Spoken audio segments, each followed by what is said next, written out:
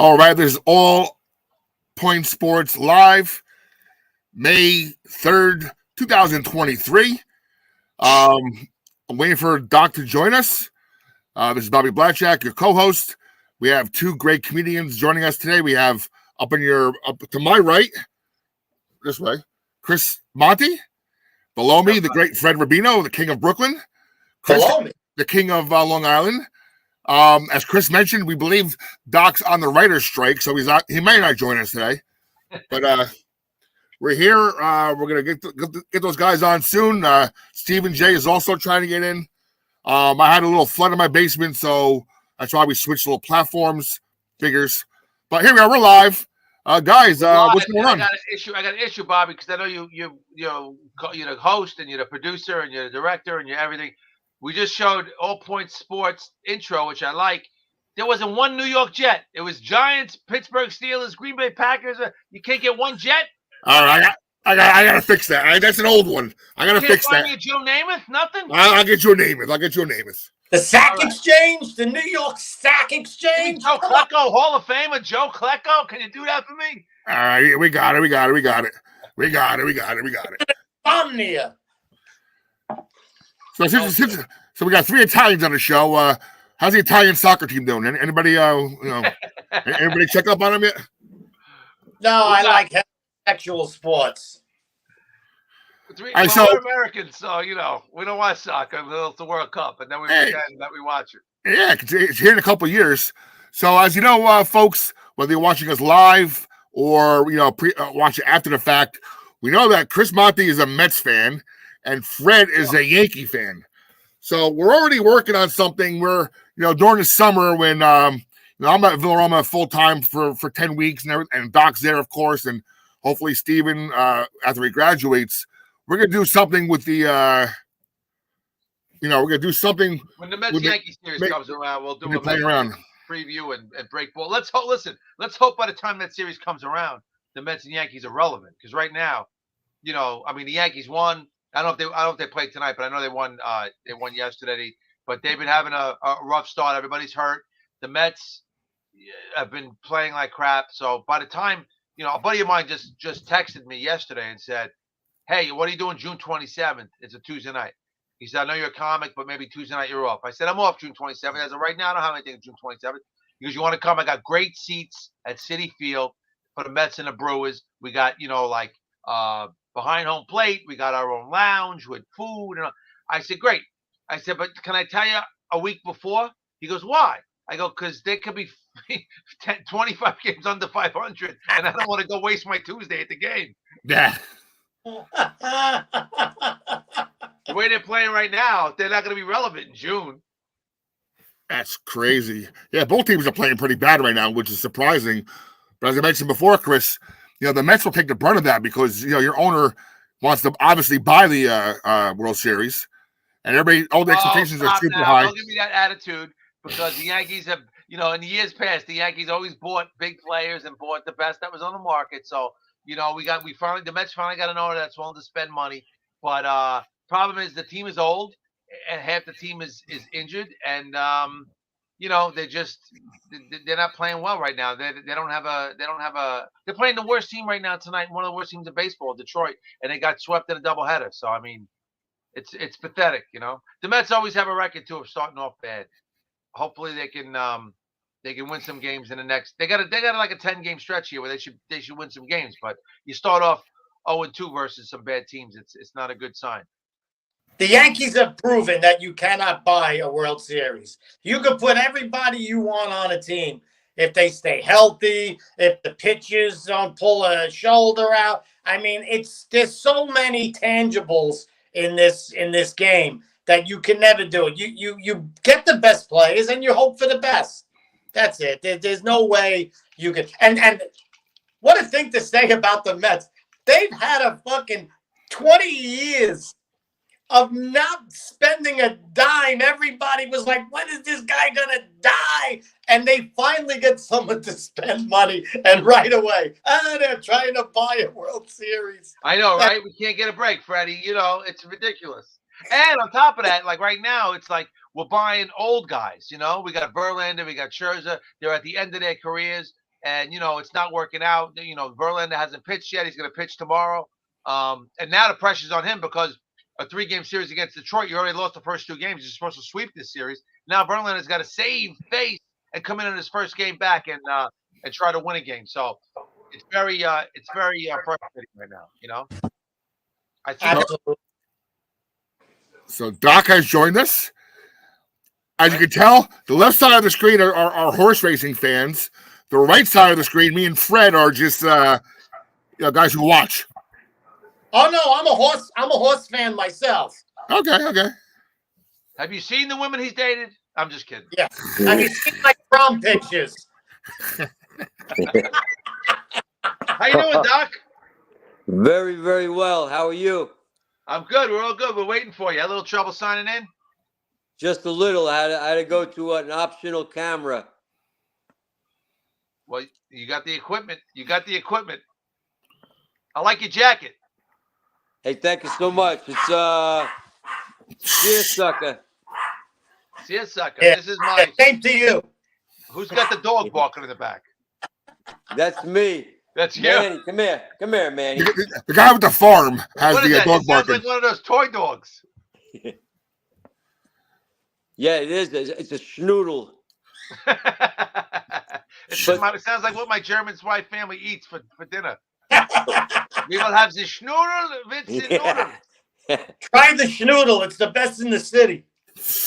But I didn't tell Bobby this. Fred knows, and I don't know if he wants me to go public with it or not, but I had to get a hold of Freddie. His turtle caused a little ruckus last night, and there was some damage. There was some heavy damage done by the turtle, his turtle and his turtle's friends. It's like a gang. Yeah. Who, Bobby's turtle? No, Freddie Rubino. Number 1, Fred Rubino, the turtle. It's a racing turtle. What did they do? What did they allegedly do? Let me just say that. I got a bill for it's a breathing machine. CPAP for a turtle? They were dancing on a breathing machine. They got it wet. It doesn't work anymore. That fucking breathing machine had it coming. Let me tell you something. Who was that at Villa Roma? Right at Villa Roma. It made the news. It made the local news. Well, listen, if the people there's nothing going on in Calicoon. That turtles breaking a CPAP machine is the top story in the news. That's what it was, a CPAP machine. And listen, if the people in Villa Roma are on breathing machines, so you got to have a lot of them. That's funny. I didn't want to go there, Freddie. I didn't want to make it public. I sent you a picture of my my turtle's lawyer, didn't I? What? Shell? Shelly. Yeah. Shelly? So Shelly, could you represent us? Yeah. What the hell did I just walk into? Was there a dress code or something that I needed to? No,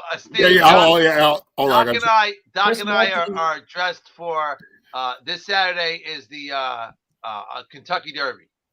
All right. So Doc and I used to do a show every year. I'd be up at Villa Roma the week of the Derby, and him and I would do a live show, and we put on our racetrack jackets and hats and have a cigar, and we talk horses. So he said tonight we're going to cover some horses for the Derby. We'll talk a little bit about that coming up later in the show. So we dressed as traditionally as Doc and I do. But you can stay like you are, brother. Yeah. And we got Freddie Rubino. Hey, Fred, where you at right now? I am in the Orlando section of Florida, right in the smack in the middle. Is it near a Sun City Center? A Sun City Center? I don't know a Sun City Center, but no. Tampa. There's one in Tampa, one in Arizona. Sun City. What is that, a comedy club? No, like a community for older people. 55 and over. Oh no, everything's 55 and over here. The whole fucking state is 55 and over. You gotta be at least 65 to move to Florida. Ah, You have to fail your driving test. In order to be admitted, you have to fail a driving test. I worked Century Villages down in the southeast Florida, and I finally figured out what I call it Century Villages. You got to be at least 100 years old to live there. combined, you and your spouse. Hey, the funniest joke I heard about old Jews was Goomba Johnny was playing in he played someone's birthday party. The guy turned 100 or 99. And he says, "Congratulations, Morty. You're the first Jew I ever heard of that will break 100. Break 100. And with that note, we're canceled. Boom. Let's talk some sports. Well, let's tell on here. Stephen J. Why don't you tell us who are we sponsored by? Edge Remodeling. We finally got a sponsor. We have yet to see the check, but we still give them the free advertising, at least. Edge Remodeling. So that is what you are brought to you by. All the horrible and funny things you're about to hear. We got two comedians here. What could go wrong? What could go wrong? So, Steven, I know we had a little difficulties getting on the show before, but we're already set up for this summer when the Mets and Yankees play the Subway Series. They're both coming on, and it's going to be a big free-for-all, like a cage match. Steel cage match. Chris, Mets fan, Fred, Yankees fan. We're going to go at it and just, we'll get some guests involved, the whole 9 yards. Listen, at this point, I wouldn't go to that game if it was for free. The Mets are losing to the Tigers. The Yankees are in dead last right now. I wouldn't watch it if it was in my backyard unless both of these teams start picking up the slack. Steve, I said before you came on, I said when we get to that point, we'll see if the Yankees and Mets are even relevant to have that show, because I agree with you. It's pathetic baseball we're watching right now in New York. Yankees have more of an excuse because there's so many injuries. The Mets, today they have no excuse getting swept by one of the worst teams in baseball. I don't understand how all these guys get injured. Back in the day, everybody played. Sometimes they rested a half a game because they just wanted to rest. Now, if the guy swings the bat, he's fucking lax, his lip, holy shit, you can't swing a bat without being out for 15 days? What kind of athletes are these? Giancarlo Stanton is out for 6 weeks on a running to second routine play. Bryce Harper came back. Bryce Harper, 150 days after Tommy John surgery. He's back at the beginning of the year. Giancarlo Stanton goes gimpy, just running to second base. It's ridiculous. And he gets paid, what, $30 million to sit on the bench half the year? I'll sit on the bench for half of that. Oh, yeah. And I'm watching NHL playoff games where guys are getting leveled and carried off, and then that third period, they come out and they're playing. That's a real man sport. You know what it is? It's the steroids, and it's too muscular. It's not. You can't do things like that and be that muscular. You just rip shit apart in your body. Hockey players, I don't think, are on steroids. You know what I'm saying? So I gotta be that. Same thing with football. The guy goes out for a pass. Oh, he comes up, kid. That's it for the season. I don't understand it. But baseball, I can't understand it at all. It's 162 games, but you're in the outfield. It's not a whole bunch of action. It's stop and go play, right? It's really tighten up, standing around. 4 of them. I don't want it's never an easy sport, but it's the easiest of the big 4 sports. Of course it is. And they get paid the most. Well, I mean, I don't know if it's the easiest. I mean, you actually have to swing at something that's moving. I mean, pucks are moving. Yeah, goaltenders got to save them. You got to catch a football, but the funniest line I ever heard was when a golfer, would swing and miss the ball, which is rare. But every once in a while, a golfer will swing and miss the ball. And a baseball analyst once said, "How can he miss it? It's not moving." Baseball, that ball's coming at you 100 miles an hour. But they're getting hurt running to first. They're pulling hamstrings, and I don't know what this is. This new phase in baseball. It's been happening for the last decade of guys sliding hands first. Like, stop sliding hands first. These guys are getting hurt left and right. Slide with your feet. That's the way you're supposed to slide. And you see them with those giant clubs on their hand now. If they slide in hand first, they got that big, it's like an oven mitt. The big oven mitt. Yep. So you're on the bench, you're in the outfield, you're tightening up, and then you move. New York has 8,000 massage parlors. I have a masseuse on every single player. Anytime they're just sitting there, have an old Asian lady, the whole Asian thing, have them doing it, massaging. I don't understand it. How could you tighten up if you know they tighten up? Look, I dip them in water, whatever you got to do. But 8,000 massage parlors, and these guys are tightening up? Oh, come on, huh? They could be eating lo mein and getting massaged in between innings. That's it. Lo mein night at the stadium. Works like a charm, that beer and chicken in the dugout. Won a World Series. You know what? If they would say you get $8 million a year, but if you get hurt during any part of the game that's routine, maybe not sliding, maybe not getting hit, pitches are exempt because they're always doing. But if you get hurt running to first or running for a pop-up or running in from the outfield, you don't get paid. How about that? Give it a little incentive. Those days are over, Freddie. We don't live in that world. No. You'll never see anybody limping out into the outfield like, I can't. I got child support. I got to get out there. I got to get out. Got to feed the family, Freddie. Judge said if it was October, he'd be playing, but he said it's the beginning of the year. I'll just sit out for a couple days. Right? That's a monster deal, right? You'd think that after you get that deal, you might want to be out there every day, but I don't know why I'm trashing all these Yankees. Maybe it's because that we're doing bad. I can finally let loose on them now. I don't know. It's all of baseball. All of these guys get hurt doing nothing. I worked construction 38 years. I'm on a ladder. I fell off ladders. We're on roofs in the middle of the winter. Nobody missed a day. Right. Because if you missed it, you didn't get paid. These guys are sitting there making a cool penny sitting on their rear end. It's not right, I tell you. Get back. Not right. And that's why the horse has been the greatest athlete this nation has ever seen. Nice segue. It back, Freddie. Nice segue. Nice segue. It's true. Because you know what? The horse don't complain. The horse goes out there and runs. You don't know if the horse doesn't feel well that day. He goes out there and runs the race. They put him in the race. Why didn't he win? He's supposed to win. Well, maybe the horse had a stomach ache. Maybe he had a headache. Maybe he just didn't get laid last night and he doesn't want to run. Let me tell you something. John Carlos Stanton comes up limp and you shoot him on first base, put him out of his misery. I guarantee you nobody gets hurt the rest of the year. That's why horses don't get hurt, because they know they get shot in the fucking head when they get hurt. Oh my, Freddie. You know. Let me tell you, shoot one guy in the head when he comes up limp. No more injuries in baseball. I tell you guys are right.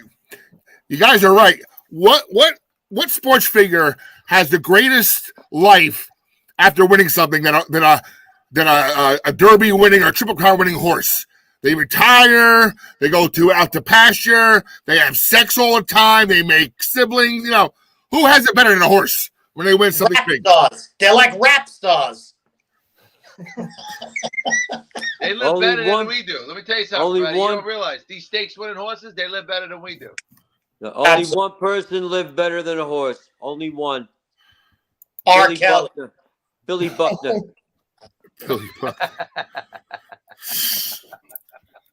Wow, Doc.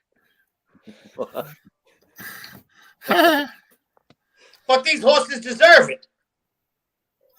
Well, I'll tell you, it's switching the subjects before we get on to horses. I don't know. Maybe Steve can chime in on this. We had a big win last night by the New York Knickerbockers. They tied the series up in the playoffs.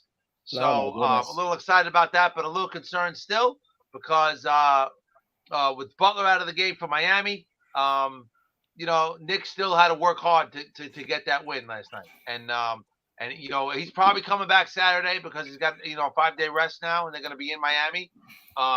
Nick's got to bring the A game every night. Right. I mean, we were just talking about how soft some of these players are. They have a playoff game on Tuesday, and the next game is on Saturday.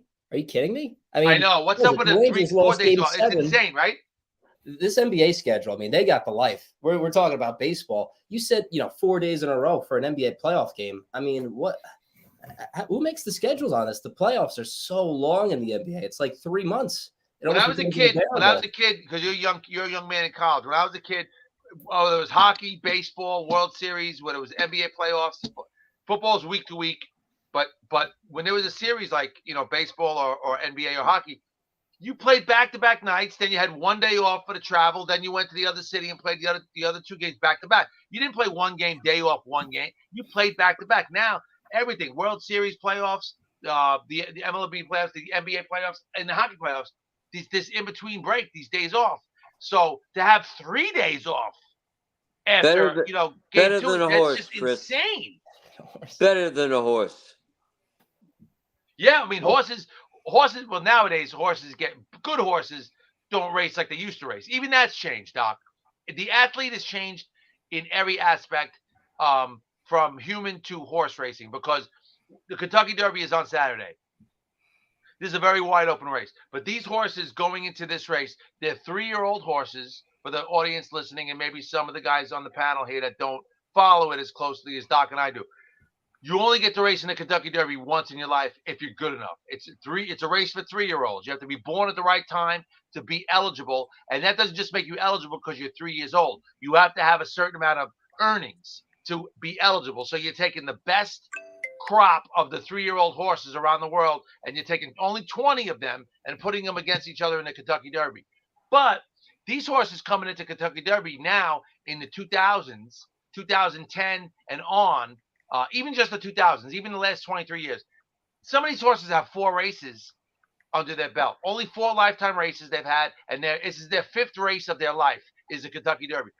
Back in the days of Secretariat in 1973 and before, these horses came in with 20 races under their belt already before they went to the Derby. They were much more experienced. It's like I always whatever the hell the word is, equivalent it to Derby horses are like pitchers in baseball. Pitchers in baseball used to start the game, pitch 9 innings or 8 innings, then you go to your one closer, and that was it in baseball. Back when I was growing up, there was 2 pitchers that pitched in a game. Now you bring in a pitcher every other inning, right? Same thing with horses. These horses used to run a lot of races. They used to run every 2 weeks. Now they have 3 or 4 races before they get to the Derby, and they race maybe, once every 6 months. So it's a whole different ballgame. It's equal to the human athlete, like you said. 3 days off in between an NBA playoff game. We've become soft. I understand there's science to it with the body and trying to heal it and trying to get it ready, but part of it's also those guys did it 100 years ago, and they were a lot tougher than the guys today. Well, look at the jockey though. The jockey's doing 3 races a day, right? 4 More races. than that. Some of them are riding, Freddie. Some of them are riding 8, 9 races a day. Some of them ride in the mornings or the early afternoon at one track, and then they scoot over to another track for a nighttime race. Sometimes 8, 9 races. That's the greatest athlete. The greatest athlete. Well, Can you imagine 8 races, 10 races in a day? You're going that fast. You're bumping. You're trying to control an animal. I know. And some of these guys that are racing in these cheap racetracks, these cheap races that just do it for a living, they're only making $50, $65 a race, and they got to hope to win or finish in the money to make extra money. So these guys are breaking their ass for $200 a day. You know what I mean? That's crazy. Let me tell you something. And getting back to what you said about the horse coming in with 20 races, 15 races. Now you look at the sheet, 3 races, 2 races.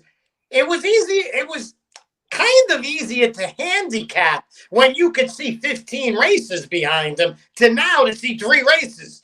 How do I handicap this? How do I know exactly? Well, I think Chris Deform And I can tell you this, that only a few of the horses, and Chris will back me up on this, have raced even at this distance. Only a few. And many of them have raced against each other, but not at this distance. Well, not at this distance. Not even this distance, Doc. It's close to this distance, really, because they're technically not supposed to have a 1.25 mile race under their belt, and most of them don't. 1.316 is very close to 1.25 miles.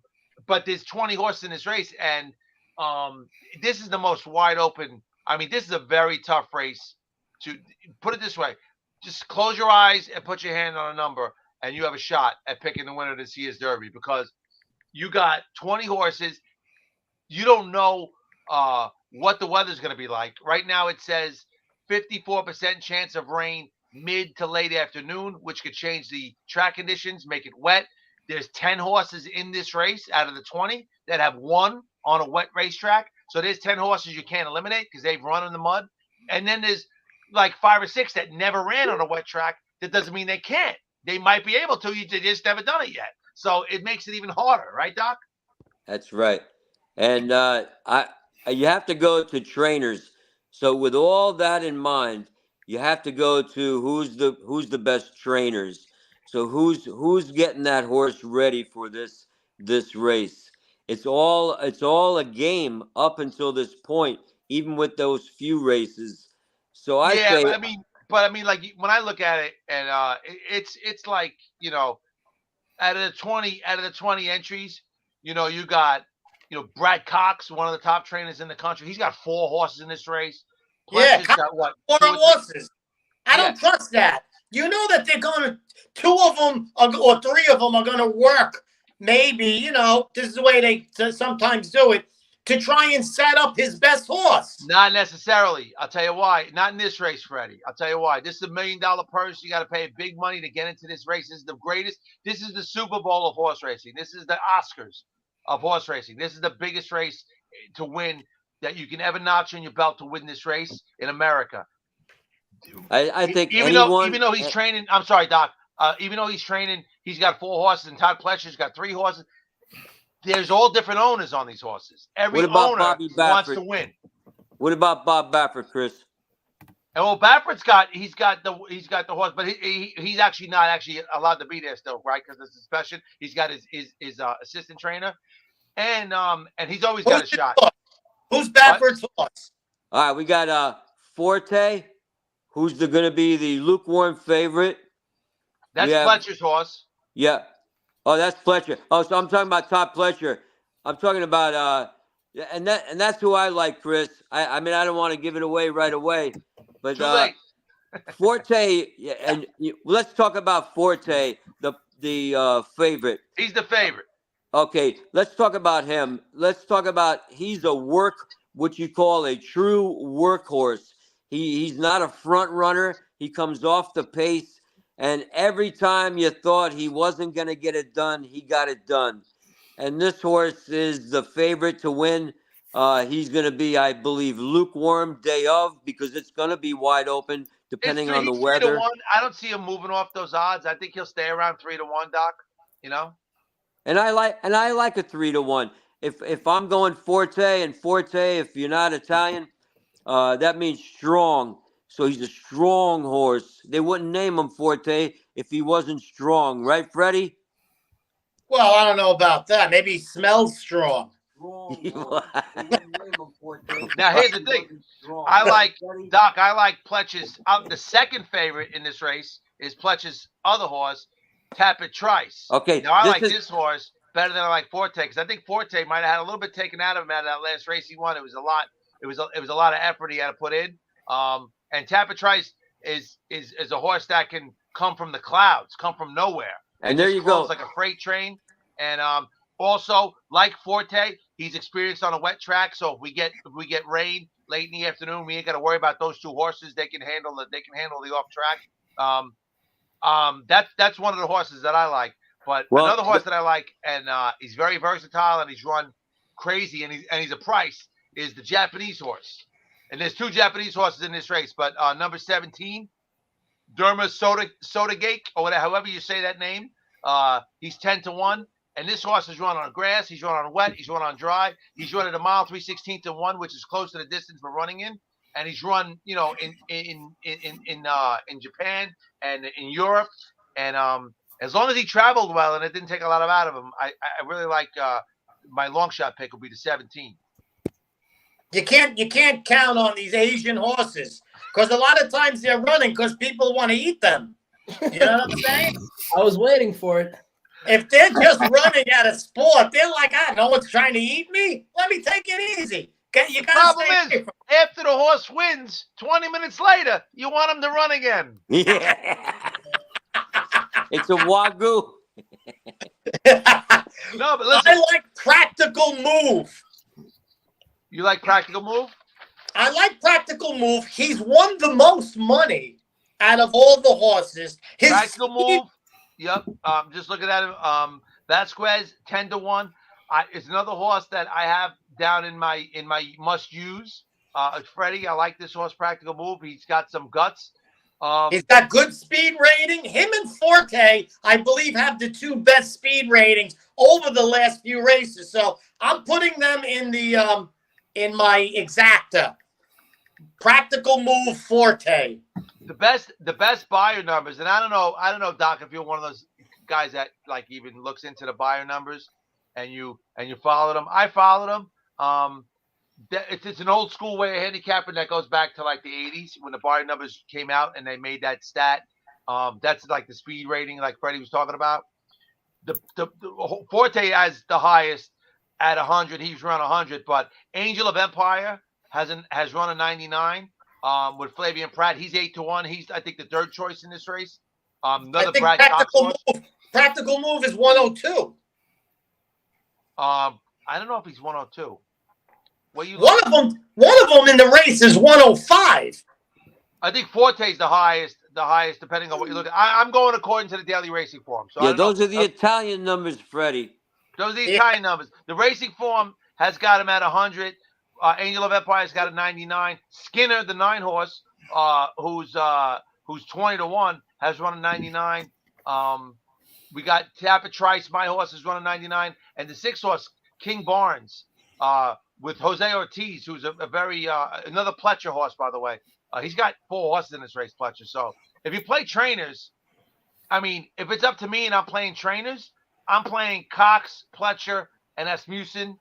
You know, and then you roll the dice, but I'm probably going to play more than that because, like I said, I like the Japanese horses have been making a big, the trainers and the jockeys and the horses from Japan have been making a big push in this country over the last decade, and they're going to win a Derby, and this might be the year that they get it done with this number 17. My lucky number, 17. Well, I'm definitely going Practical Move and Forte for the exacta box, but I think I'm going to bet Practical Move to win because I'll get better odds. I think the 10 to 1 on him is going to go up. Forte, I think, is going to stay around the same, but I think as the betting, because there's so many bets, and I think a lot in the Derby, a lot of times the favorite gets a ton of the money. So I think what's going to happen, money, and also numbers get money. People bet birthdays. People bet. Listen, I'm a glutton for that. Like I'll always bet. I'll put a few bucks to box my birthday, my daughter's birthdays, my wife's birthday. You know, and I'll spend money there, and I'll get those bets out of the way, and then I'll make my real bets. You know.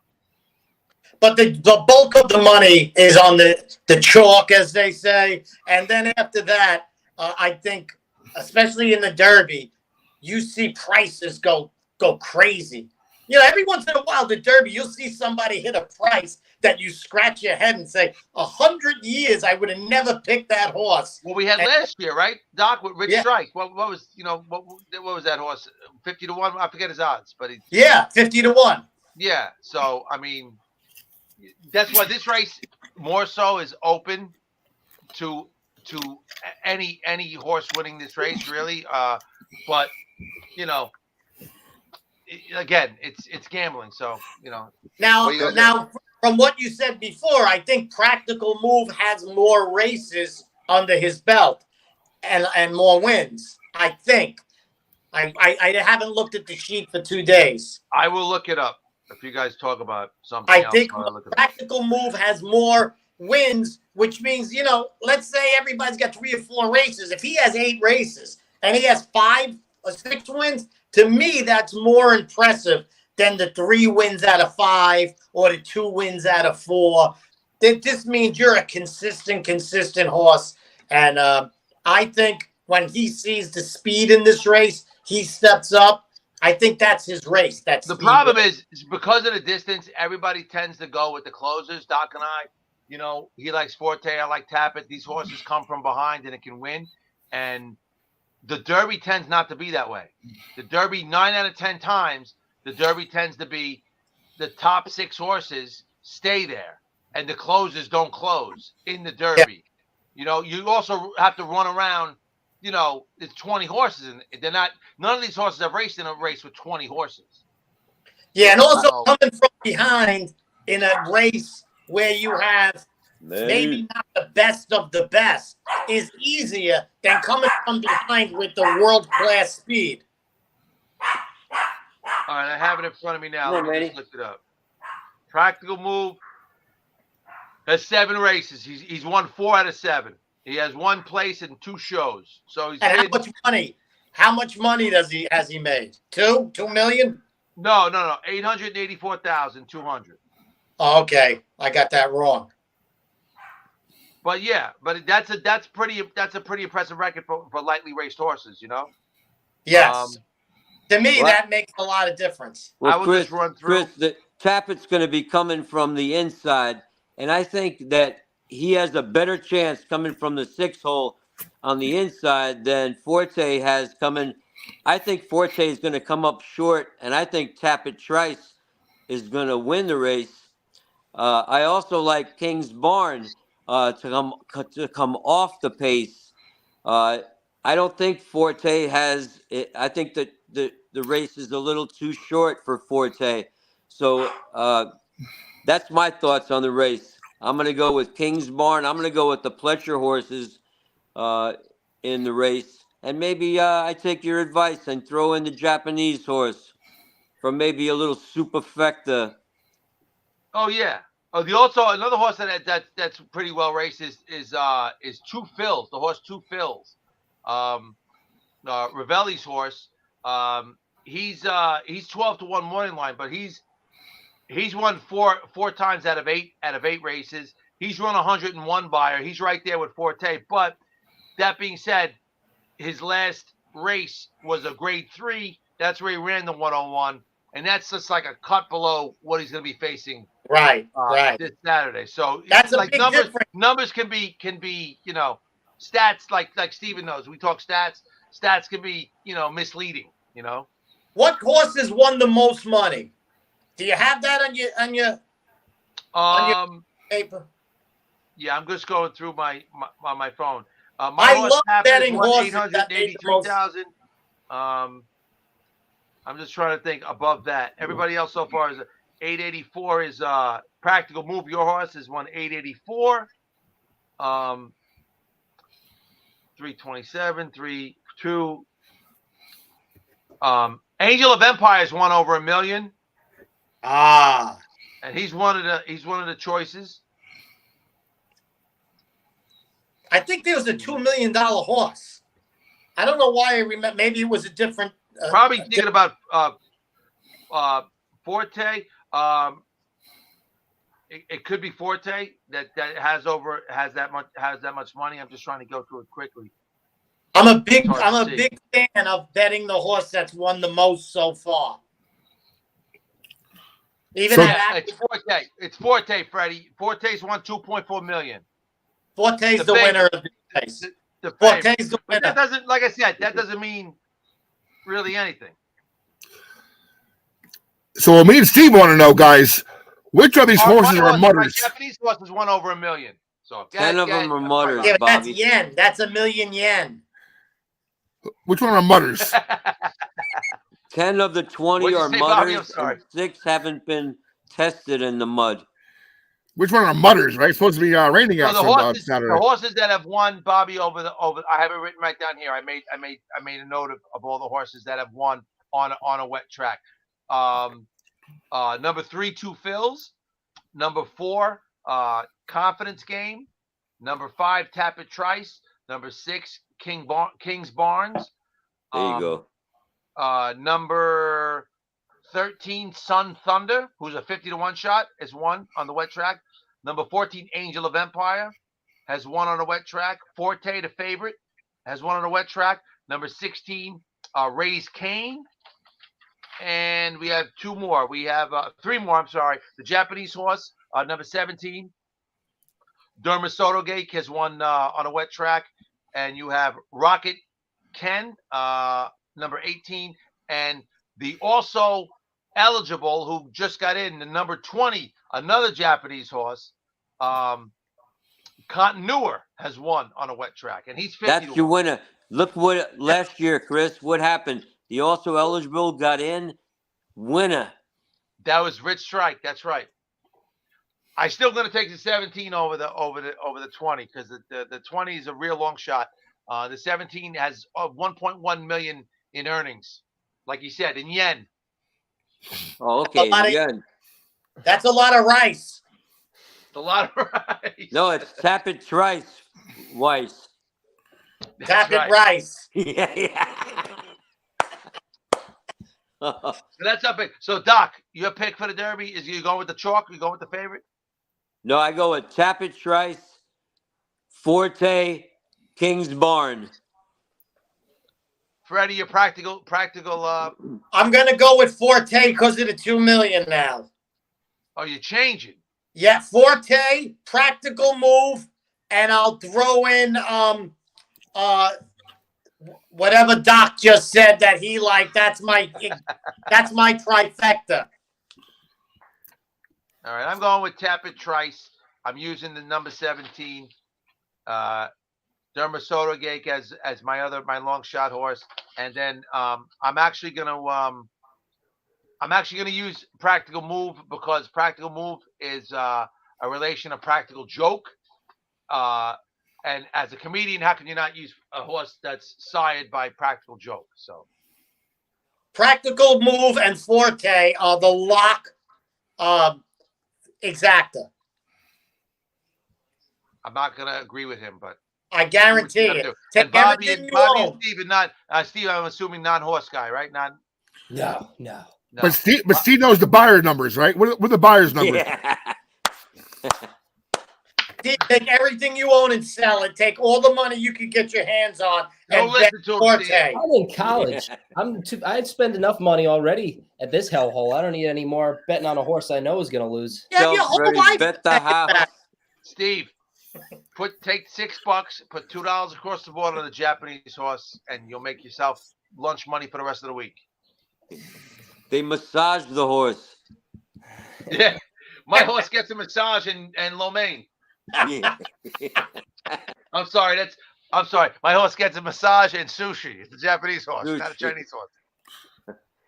He gets the wagyu. He gets the beef. What about you, Bobby? Any picks, or you're not? You're not. You know, I'm liking Fred's approach here. Who made the most money? Well, money goes to money, right? Money goes to money. Yeah, not really. Not in this game. It's the favorite's graveyard. That's Saratoga, but in the Derby, normally the favorite doesn't fare too well. No, because it's hard to run against 19 other horses for the first time in your life. You know, with 100,000 screaming people.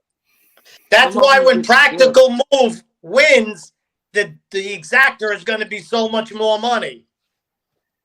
Listen, from your lips to God's ears. Now, give me a reason why I wouldn't bet Skinner, because that's who I would go now. Skinner. Why or why not? That's who you like, Skinner? Why not? 20-1. I don't know a damn thing about him, but give me a reason why I would pick him and why I wouldn't. He has the buyer numbers. There's a closer. Yep. Let me pull him up here. Hold on 1 second. I'll look. I have a more in-depth look. Skinner is from probably be out drinking all night before the race. Probably get into a fight with the other horses. You want to stay clear. Goes to a concert. Right. It's like my turtle. It'll rip up the whole place. Yeah. Allegedly. He's from Cleveland, Allegedly. No, Steve, let me tell you something. Skinner's from Morristown. He's only got one win under his belt in 6 tries. His one win was his maiden special weight, which is his when you win your first race, it's a maiden race. That's what you win. But a maiden special weight race, 68,000, is it was special. It's a good horse. He's run some decent buys. He ran third in his last 2 races, a grade 2 and a grade 1 stakes races. The Santa Anita Derby, Doc, he ran second, which is nothing to sneeze at a mile and an 1/8. He's got a good jockey in Hernandez.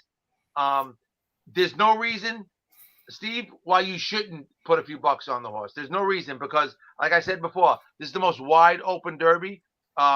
He has no experience over a wet track. Not saying it's going to be wet. It might be wet. It might not be wet. We don't know. But even if it does come up wet, if it rains in the afternoon, he's never run over a wet track, so you don't know how the horse is going to react to it. He might like it, might not. His numbers say he will like it. His wet breeding numbers say he will like a wet track.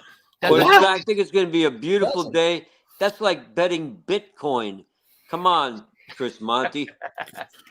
But all I'm saying is for young Steven, who's maybe willing to risk $3 or $6, Skinner is a fair bet to make, and there's no reason why we should break his balls for betting that horse. Because if I win, every horse has a shot in this race.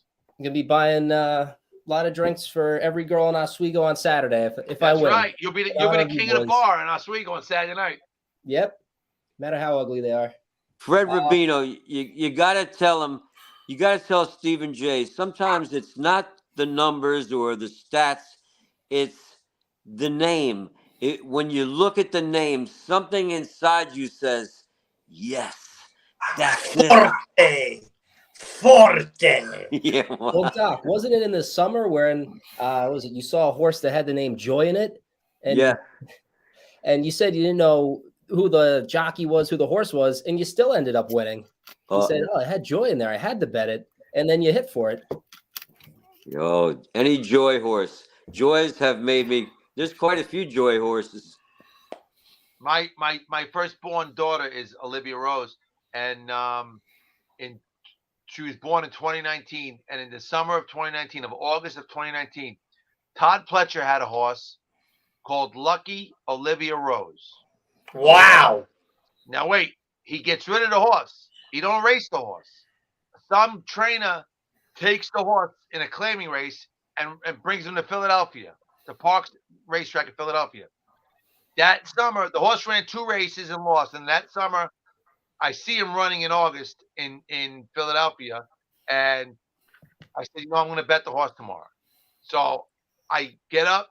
I have the, me and Doc. Well, I don't know if Doc goes to the OTB because he's got it there. But I go online on my phone. I got the account. I bet on my phone. And I'm actually out at the beach with my family. And I bet $200 into pick threes, daily doubles, win, place, and show. I cover this horse every which way from Sunday with $200, and the horse goes off at 6-5. Doc, heavy favorite. Wow. Wins the race going away. Lucky Olivia Rose wins going away. I hit all the doubles, all the pick threes. Luckily for me, there was a horse that ran in one of my pick threes, which means it's 3 races in a row you have to connect with. One of the horses that I had in my pick 3 paid $50. So I wound up, I put in 200. I got back about 1,700. Wow. So hitting a heavy favorite and getting back 1,700, it was a nice day, But I bet it like Doc said. Doc's wife is Joy. He bets the names. I bet the names. My mother's Lucille. If I see a Lucille horse, my wife is Kristen, or my daughter's Olivia. My other daughter's Emily Grace. There was a horse the other day called Graceful. Even though her middle name is Grace, I had to bet Graceful at Aqueduct. Horse ran third. I had the horse win in place. The horse ran third. There was the horse the other day. 2 days ago, I had $9 in my Naira account, and my dog's name is Luna, and it was at Churchill Downs because there wasn't racing in New York, and I was looking, I go, and it was Luna something, and I was like, Let it ride. $9. Paid 9 and change. Now I got 47 bucks back in the account. Now you put it on a practical move. It's going to be all on Practical Move Forte, $40 exacta box. Bring it up. I'm not sure, Freddie. We're going to be checking the tape. That Skinner gets shot after the race. Breaks 5 legs. No, Skinner's got a shot. Skinner's got a shot. Now, you know what the sad part is? Me, Doc, and Freddie are going to leave Skinner off our tickets. And this young man's probably going to not bet because he's afraid to waste his money. And Skinner's going to win. And he ain't going to win any money. And we're going to be like, son of a bitch, we should have bet that horse. I wasn't until you just said that. Now I'm going to have to. You gotta bet, man. Listen, no. an old time gambler once told me many years ago when I was a very young man, younger than you, Steven, when you lay off, they pay off. So you always got to make the bet. You'll be naked and cold by next year. You want to know something? That there's a guy that comes here, Manny is his name, from Brooklyn. But Stephen J knows Manny. And he comes up here and he goes, I know you like betting, you like throwing in the favorite. He goes, but you think that horse knows he's 3 to 5? And I'm like, you're right. So a lot of times the favorite only wins how often? Every 1 out of every 3. So I'm not thinking the favorite's going to win, Freddie. I don't know. We'll see. It'll be fun to watch. The Kentucky Derby, probably one of my most favorite races of all the races. It's like I said, and it's on a Saturday, and I have to work, and I got to drive to work, and so Freddie and I we go on the road and we do shows. We can't be at the luxuries of our home to watch sporting events sometimes when it falls on weekends. I'm gonna leave early on Saturday to get to my show early so I can sit in the corner and put my phone on and watch it on my phone like a degenerate, and because I got money down, but I want to see the race. Like I never missed a race. So I don't want to be in the car because normally the way the time sets up is I'd be in my car driving and just, I'd miss the race because I'm not going to put the race on my phone and drive. So now I'm going to leave actually an extra hour earlier so I could be at the venue I'm working so I could sit in the back and watch the race. But I want to tell you a funny story to close out the horse racing section of our show. A buddy of mine from Ireland told me a very funny story many years ago in Europe. A trainer and jockey, they bring a horse over to England from Ireland to run in a big race at a big racetrack. And back in those days, they didn't have like we have now. They didn't have the technology, cameras everywhere where everybody sees everything. They only had the stewards. The stewards are the judges of the horse race. They still have stewards today, but back in those days, they didn't have cameras on everything. The stewards would stand up in the tower with binoculars and watch everything that's going on during and before the race. And there was the Irishman with his Irish horse and his Irish jockey. They're in the warm-up area before the race. And the trainer, and this is a true story from my friend from Ireland, the trainer's going into his pocket of his jacket and he's taking something out like that and he's feeding it to the horse, right? Giving the horse something. So the steward sees this and he comes down from the tower and he runs out onto the field before the race starts. And he says to the trainer, he says, I'm Lord Colchester and I'm the head steward here at the racetrack. And I see you're giving something to the horse. He says, what are you giving to the horse?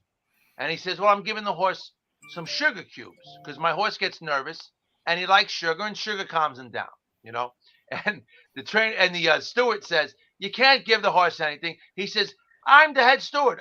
He says, you can't be giving the horse anything. He says, I don't know. There's no drugs in that you're giving him. And he says, listen, I came from Ireland with this horse. We're 99 to 1. We don't have a shot. We're just proud to be here in the race at this beautiful racetrack.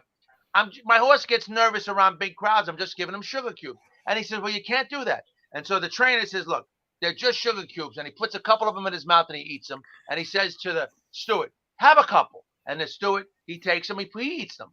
And he says, they're just sugar cubes. And he goes, it tastes like sugar. He says, well, it is. He says, well, all right, well, don't give him any more of those. and then Stewart goes back up to the tower. And they get ready to go into the gate. Right before they go into the gate, the trainer says to the jockey, he says, all right, Seamus, now when the bell rings and you come out of the gate, just let him gallop for about the first furlong and then let him go. Because there's nobody here that can catch him but me or Lord Colchester.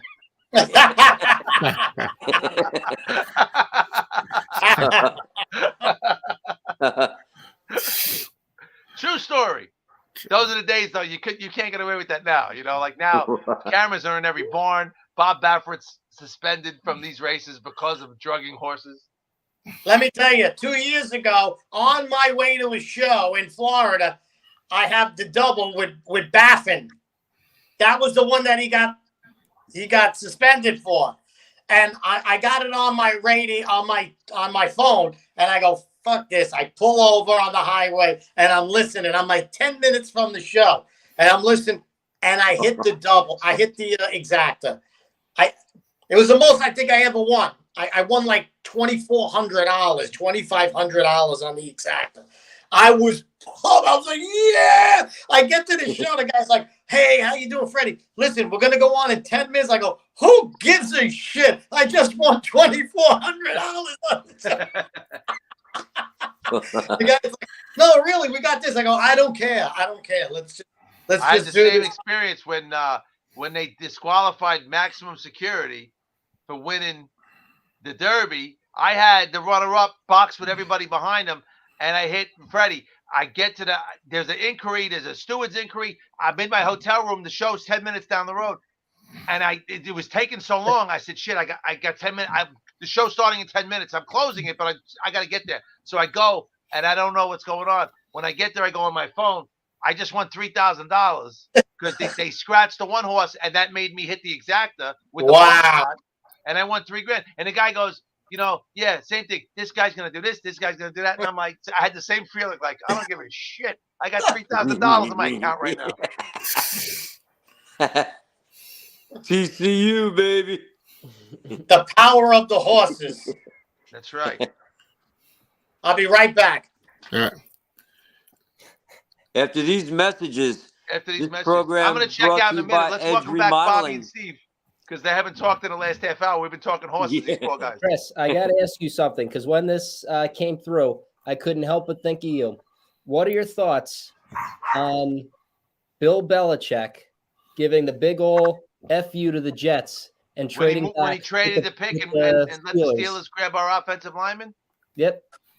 It's like, what did we do to this guy that he hates us so much that he's got to constantly screw with us, right? Like, I can't stand this guy so much, this Bill Belichick. Like, really? Like, I was listening to, WFAN right after the draft, and Craig Carton in the afternoon said, all we ever did to this guy was offer him a job. We offered him the head coaching job at the Jets. And since that moment, he has done nothing but stick it up our ass. Like, he can't take us. He can't stand us.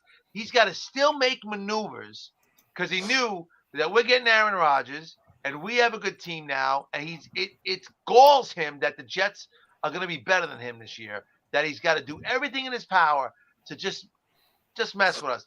It did bother me a lot, man. It did bother me a lot. I'm happy with the center that we got in the second round. I'm actually happy with the pass rusher we got in the first round. But I tell you, I don't know what we ever did to Bill Belichick that to this day, he still can't let us go, that he hates us so much. At 72 years old, however old he is, he still holds a grudge. All those Super Bowl rings, all those AFC championships, all those division titles, and he still can't just be classy and go, yeah, I'm going to ride off into the sun.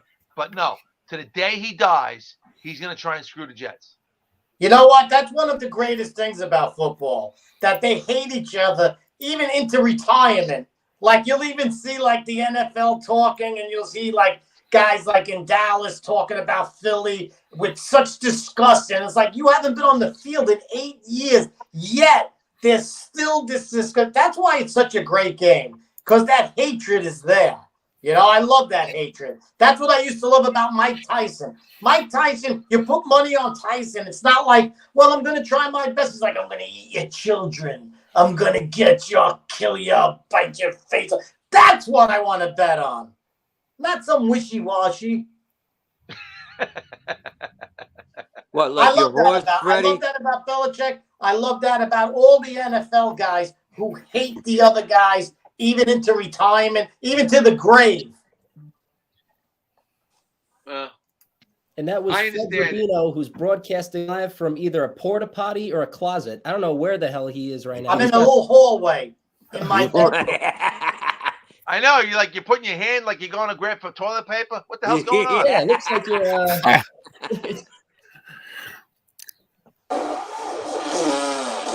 Live from around the world. Those are his derby picks right there. He's holding on for dear life. That's where his derby picks are going, Steve. Yep. That's the new Florida 3-door bathroom. The 3-door Florida bathroom. Yep. By the way, What do you breaking put- news. You put 20 numbers in the water, and whatever it hits, right, Freddie? Whatever wins it, whatever catches the ticket. Yeah. What's the breaking news, Bobby? Yankees with a walk-off hit. They won in the bottom of the 10th. That's There you go. 2 in a row. Two in a row. 2 in a row. Shocking. The Indians. And I believe Harrison Bader got hurt again. No, not the Guardians. The Guardians. Oh God. You already had this conversation once with Fred. We're not going to start it up again. I Don't know. start me off. And the Commanders and all the fugazi names that we have to say now. Vikings. Bader got hurt running to God first. forbid they name an Italian team. God forbid the New Jersey Sinatras with a picture of Sinatra on the side of the helmet. We would love it. No, it's offensive. They could even say the Brooklyn Guineas and we'd like it.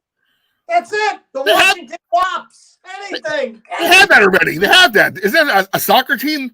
The Brooklyn Italians? Is that a real team in Brooklyn? Well, soccer ain't a real sport, so we don't even care about that, you know? Well, they had a team, but they're not a real team. The Nets, I think. All right. All right. Knicks. Here we I'm go. I'm not a big soccer fan. If I want to see 15 guineas sweating up and running around, I'll watch my wedding video. That or Caligula, right? That was a pretty one. Gentlemen, I'm going to check out as always. Thank you so much, Chris. Got to go put all 3 girls to bed. Good seeing you, pal. Good seeing you, Freddie. It's been a long time. We got to get together. Let me know next time you're back in New York. Hit me up. Let's go to the track together.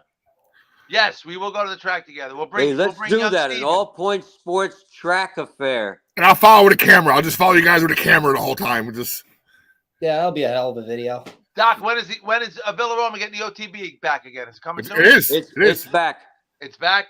It's All back. right. Next time I come up, we'll have to. I'm actually coming up next Wednesday. Really? Not next Wednesday. The 17th, Doc. Of May? May 17th, a Wednesday night. They just gave me Chris the date. Monty at I'll Villa be back Roma? At Villa Roma. On a Wednesday Wow. night. On a Wednesday night. I actually I can't stay though. I'm gonna come up, I'm gonna relax, and then I might have to leave because actually, you know what? I might be able to stay. My wife's gonna be off the next day, so I'm probably stay. I hate driving back at night. So I Maybe try to we'll do stay. the show together. We'll do the show live. There you go. I have Very to do good. the show Tuesday night actually, because Wednesday I'll be on stage probably at 9:30, right? We'll move the time of the show. We'll make it a midnight buffet show. Yeah, you said you're Not staying midnight. Let's late, do so like he's got 10, you there. 15. Yeah. It'll be after the Derby, so I'll be naked. It'll be, you know what? It'll be right before the Preakness. So we'll talk Preakness. That's right. And That's we'll be right. talking how Forte and Practical Move are not going in the Preakness because they shit the bed in the Derby. Yeah, they're We'll gonna talk do about how homeless Skinner, control. how Skinner's going to win the Triple Crown. That's right. We'll be talking about Skinner winning the Triple Crown. Your horses are gonna be glue. Mine's gonna be going for the crown. That's right, baby. Listen, when in doubt, bet the Jap. All right? I'm not comfortable I with bid that. you a wonderful Kentucky Derby weekend. God bless you all and your families, and I can't wait to talk to you next week. Thanks, Chris. Buonanotte. Buonanotte, buonanotte. Buona forte. Oh, Buona Forte. fortuna.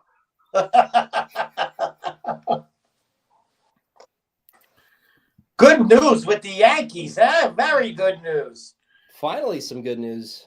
Let me tell you something. If you can still be over 500 with half your team hurt, that's a great sign for the future.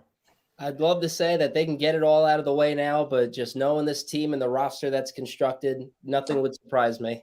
We've had good months and bad months, and especially last year. Last year was one hell of a roller coaster. Fantastic start, and then we sucked in July and August, and then Judge on the home run streak, and then getting swept by the Astros. It's never just flat line with the Yankees. It's always ups, always downs. As soon as you saw that Judge was carrying the team for like 6 weeks, you knew in the playoffs that doesn't float. You need a whole team in the playoffs. Yep. So I knew that wasn't going to last, but it was a good season. But I could see this year, if they get healthy, winning all banged up, if they get healthy, I see good things in the future. I mean, we're the best pitcher of baseball right now. That's a start.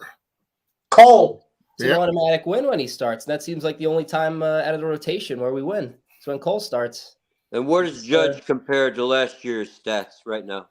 He's right on target. He's right on track. What's he got? 9 home runs? Last we saw, he was a little bit on a slide. But then again, that could have been because he's got 8 home runs. 6 home runs right now. He's batting 260, which is just about a little under, but still for Judge. I mean, 260, 6 home runs. That's still right up there, even being on the shelf. Yeah. 6 home runs in 30 games. About. Yeah, so let's do it again. Him trying to break his own record this time. Actually, so he's on track for 20 home runs. How many? 20. I think the big revelation is Anthony Rizzo is like 50 points higher because the shift is gone. Yeah. It's a different ball game. I really think it is. And I said it on an earlier show. I mean, I want Judge to get the record, but I think with the balanced schedule and everybody playing each other, you're going against some really tough pitchers in the series. It's going to be tough to win 100 games, let alone get these records. I think they're facing tougher at bats. I don't agree with the shift. I agree with all the other ones to speed up the game a little bit, but not the shift. You play wherever you want, put everybody on first base. Who gives a shit? If that's the coaching end of it. You see, anytime you take coaching out of the mix, I don't like that. Let the coach do his job. As far as you have to pitch, I think the pitch clock is too short. I think they should have added another 5 seconds because I don't like rushing the pitcher. It's the whole game is pitching. So those are the only 2 things I really don't care about. I don't care for. But the rest of it, it speeds up the game. 3 hours of drinking beer, I always count on that. Not an hour and 40 minutes. Anybody could drink for an hour and 40 minutes. Well, Freddie, what do you think on the other end? Now, someone knocks one out of the park and they defy the clock because there is no really rule on it. And they take their time going around the bases a long time and doing spin moves and little dance moves and things. So I don't like it. I just don't like it. Is that one of the new rules? No, I don't think it's one of the rules. Is it, Bobby? No. No. Yeah, just for people have been complaining in the batter's box. Listen, traditionally, if you take too long going around the bases, they throw at your head the next time you're up. That's traditional. And that's what's happened. I mean, it used to be a penalty. Remember Klecko and Gastineau for the Jets, and they get a sack and they'd be dancing around, and then all of a sudden it's taunting. It's taunting the person. I mean, it's become like I don't know. I don't know the word. It's too much regulation. I don't like too much regulation in anything. And then remember the headbands, Jim McMahon, and then the advertising on the headband. And oh no, you can't. You can wear a headband, but you can't have advertising on it. But you can wear a sneaker with a label. I don't know. I agree. I agree 100%. Let the guys play. They get millions of dollars to play. They're out there. They could have their spines crushed at any time. Let them play. I mean, you can't even throw a snowball at a game anymore because of that New York Jet game. Can't even throw a bottle at the referee. They frown upon it. Now you got to bash them on social media, which isn't enough. And you know what? All these guys, they're badass and stuff, but they're not really badass. Let me tell you something. If you are an NFL player and you have family in the military and your whole team is kneeling and you have the balls not to kneel and say, look, guys, you do whatever you want. Don't tell me what to do. And I'm not putting any stickers on my helmet either about stop the hate, stop the this, stop the that. That's not what I'm about. I'm not putting anything on my helmet. Too bad. See, that's why hockey's so great. Hockey, they had the thing with the rainbow, and a couple of guys goes, hey, that's not my religion. I don't support that, and I'm not doing it. And the hockey said, okay, don't do it. But in football, it's have a pair of balls. Come out and say, I'm not kneeling. Come out and say, I'm taking the stickers off my helmet. Stop with the nonsense. People come here to watch sports, not to do a political bullshit story here. That's why football lost a lot of its luster, because these guys, they claim to be tough guys, and yet they just do whatever they're told. It's bullshit in my book. And what about two national anthems, Freddie? Are there two national anthems? Yeah. Now they want to. They do it now, right? They do here's the thing. It's called the Black National Anthem. Are we crazy? In the 1950s, there were black water fountains and black and white water fountains. Now they want Black National Anthem? How? If I was a black person, I would be so outraged that we're not part of the American national anthem. You know? And if you didn't respect the American national anthem, why should we respect any other national anthem? Why should we? And you know what? You watch the Olympics, China does the worst things in the world, right? Thousands of people disappear every day in China. Yet, the guy wins a medal. The other athletes respect their anthem. They shut up. They don't kneel. They don't put a sign up. They respect it. So our athletes can't even respect their own national anthem. Yet we respect China and Russia's. Just because that's what you do, you respect another anthem. What do? They disrespect it so much that they say we don't even want it. We want a different one. It's disgraceful. Football is disgraceful. But give me $20 on the Cowboys this year to make the playoffs. I think it's a disgrace. I think it's have a pair of balls. Have a pair of balls and come out and say, no, I'm not coming out. I'm not coming out of the what do you call it? Of the changing room, of the locker, while the other anthem's on. I only show up for the American national anthem. What about the Asian national anthem? There's no Asian? Fireworks, a dragon, some. Well, Freddie, let's ask you this. What about the ball player, the WNBA? She didn't want to respect our own anthem, then gets caught doing something illegal, but then wants to come back to the United States. What? I didn't understand this whole thing. I don't even know what that is. I don't know if it's a woman or a man. I think it's a woman who has taken hormones. And because I saw her interviewed like 2 days ago, and she talks like, I don't try. I'm like, first of all, they should test all these women who are in the WNBA. Test them. I guarantee you they're on hormones. I guarantee you half of them are on are getting pumped with testosterone. Guarantee. And if that's the case, throw them off.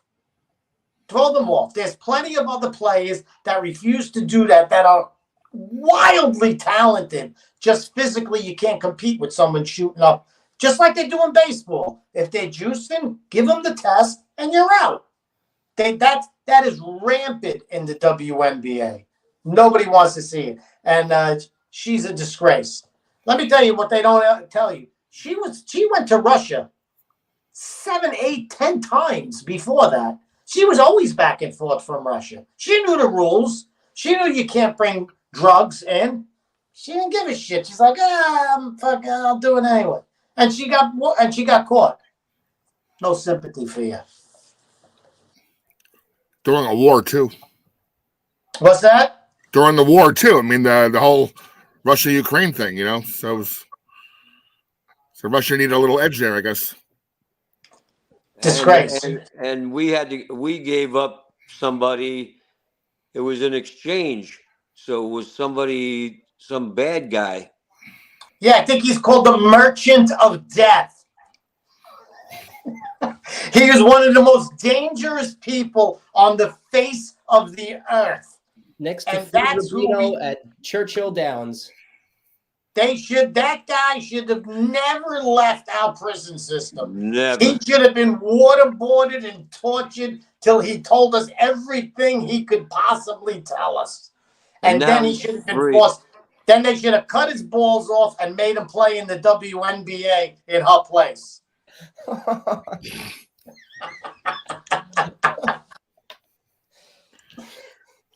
By the way, Doc, I heard there's a new turtle this year called the Merchant of Death. Is that true?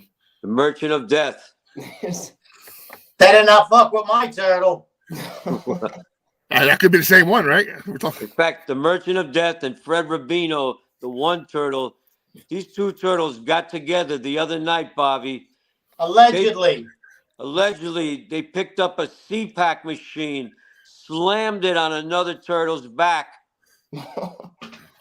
They were playing like debts. WWE. Pay your debts, motherfucker, and we won't hit you. It was like turtle wrestling. Hey, the turtle world is a jungle. It's a jungle. You know, this program is brought to you by Edge Remodeling, Franklin Square, Long Island, New York. For home improvements, you need a dormer, you need a patio, a pergola. Call Eddie Edge at Edge Remodeling, Franklin Square, Long Island, New York. And you see it says licensed and insured. You ever call up these places? I had my concrete done in Brooklyn. The guy's like, oh, we've been doing this for 50 years. The guy comes, an Italian family. We've been doing concrete work for 50 years. There wasn't one Italian that showed up at the house. It was Pedro and Jose and and then you know what happened? The guy got hurt. They weren't licensed. They weren't insured. That's a big thing. So when you're thinking of calling people, that little thing on the card means a whole lot. Licensed and insured. And Eddie does a great job. And you can catch him on the Facebook or the Instagram and see some great photos of some of the work. Some of the before and after pictures are just awesome. Eddie Edge. There you go. You people, look around your house. If it's an ugly house, give them a call, all right? You know you're in an ugly house. Come on. And tell them, Bobby, if they want to be a sponsor or have a commercial on All Point Sports or any of the other shows, how do they do that? Reach out to my Bobby at blackjackmedia.llc.com or Bobby Blackjack at Gmail. It's easier. We'll take care of you. And pretty soon, we'll be there all summer hanging out, and it'll be fun. Do they fix CPAC machines? Because my turtle's in a little legal problem. A legal problem. Bet the house on Skinner. No. Skinner's going to take the field. Now, is that company, do they lend you money to fix the house? Because a lot of people do that sometimes. Do they finance? That I'm not sure. I'll have to give Eddie a message. You know, people are going to lose a lot of money on the horse race. They might have to finance, you know. That's true. Bet the casa on Forte, right, Freddie? Bet it all on Forte. Fix your whole house after that. I'll tell you guys, this is how you make a fortune at Villa Roma. When Doc does the horse races, right? The first 2 races, you got to see which horse comes out on top. And then you see who has the cutest kid. And you got to, in the 4th race, when you start buying the horses, you got to outbid the parents. You know, the parents are going to go after their kid and want to buy their boy or girl. But no, if their boy or girl is one winning all the races, you got to outbid the parents. That jacks up the jackpot for the last race, and you make some money, right, Doc? Am I wrong? Yeah, that'd be great. Great, Bobby.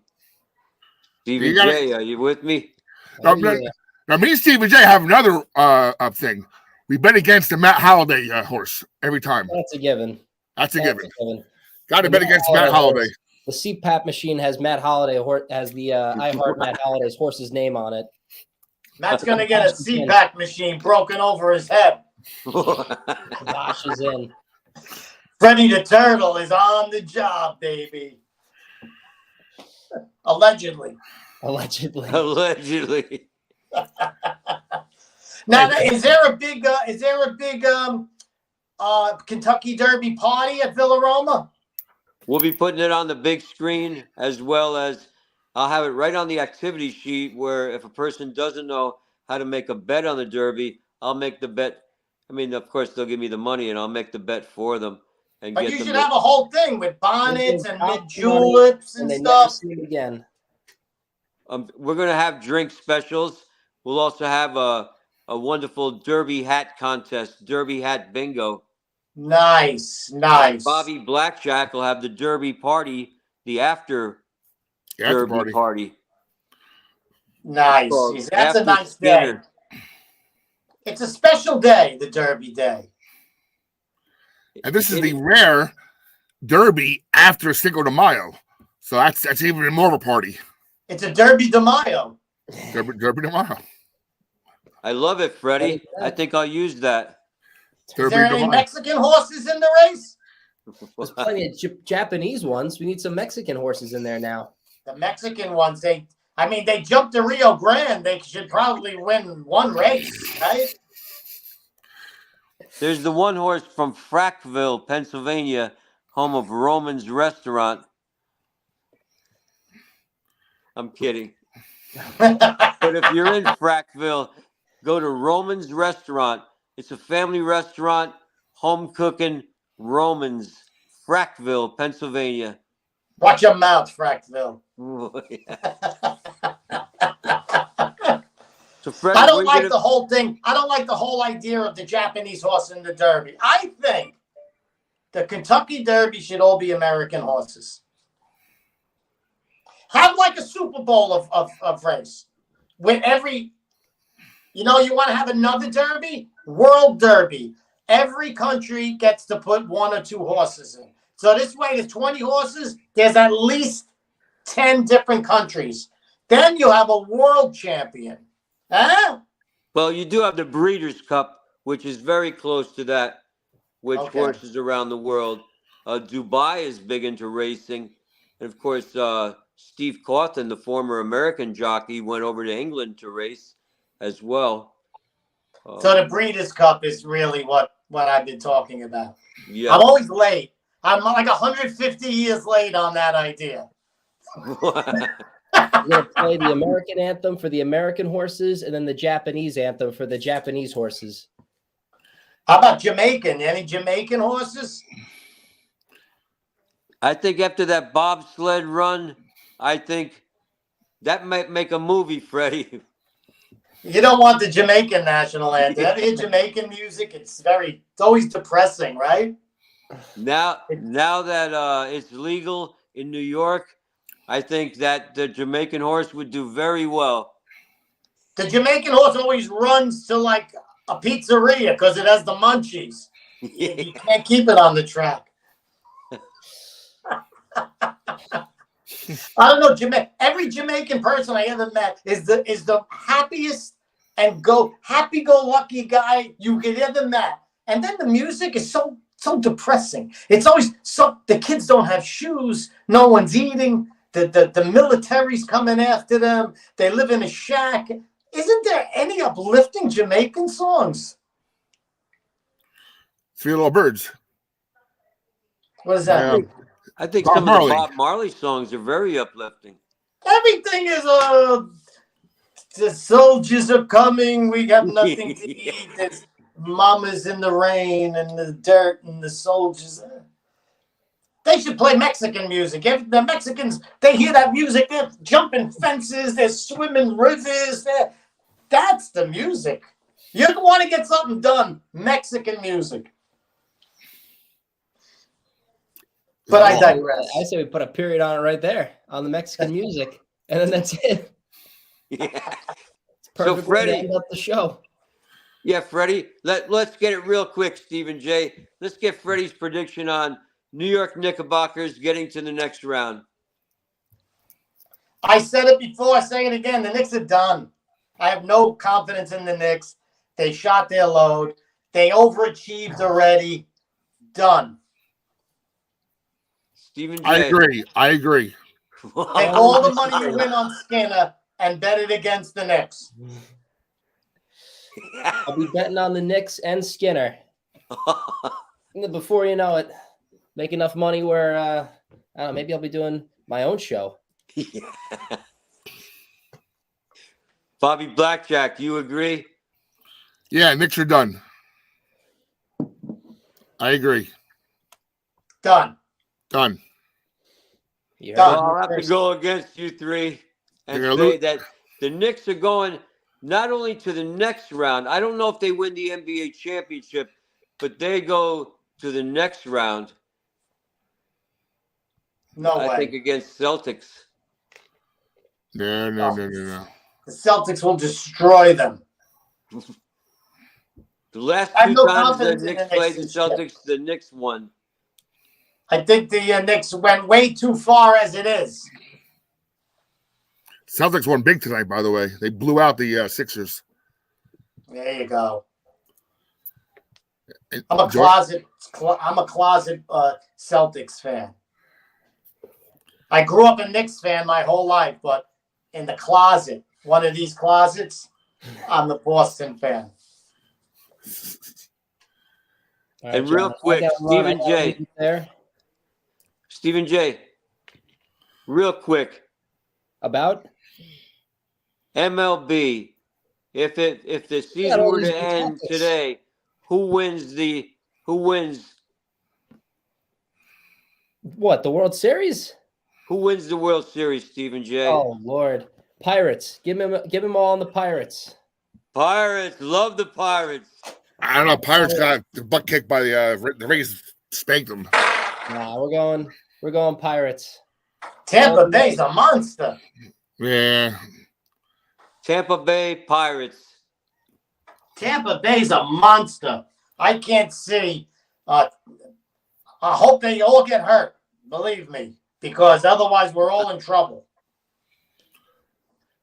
I mean, whoever runs that team, they should be running the White House. I mean, they're under budget. They find players. They have no names at every position usually, and they always win. It's DeSantis. DeSantis is doing it. He took all the Disney money and he's pouring it into to Tampa Bay. Oh boy. We're All right, back that's next all week, right. right, Bobby? Yeah, back next week. Talking back next week. baseball, basketball, Kentucky Derby, all your needs right here on All Points Sports, channel 114 every Wednesday, 9 o'clock. If you're smart, you'll bet on Skinner. If you want to see your horse end up in a kid's art room next to some Elmer's bottles, bet Fred's horse. CPAC. There's a CPAC machine waiting for you. Tap it twice. Forte and practical move. Buonanotte. Buonanotte. Peace out, my brothers. Have a good night. Take care, Thanks, fellas. Freddie.